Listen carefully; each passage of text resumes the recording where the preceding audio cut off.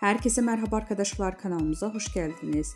Mert Ramazan Demir ve Afra Saraçoğlu bu hafta magazin dünyasında zirvede yerleşti. Ünlü oyuncular Mert Ramazan Demir ve Afra Saraçoğlu bu hafta sosyal medyada magazin dünyasının en çok konuşulan isimleri oldu. Peki ikilinin bu kadar popüler kılan ne? İşte detaylar.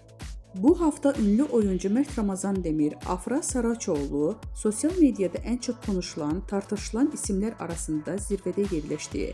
Hem kariyerlerinde hem de özel yaşamlarında dikkat çeken gelişmeler yaşayan Demir ve Saraçoğlu takipçiler ve magazin dünyasında merak içinde bırakmaya devam ediyor. Mert Ramazan Demir son dönemdeki projeleriyle adından sıkça söz ettiriyor. Genç oyuncu son olarak bir dizi projesinde başrollerini oynayarak büyük bir çıkış yakaladı. Hakkında çıkan dedikodular ve özel hayatına dair sorular ise Demir'in sosyal medyada yoğun bir şekilde konuşulmasına neden oldu. Öyle ki Demir'in hem sahnede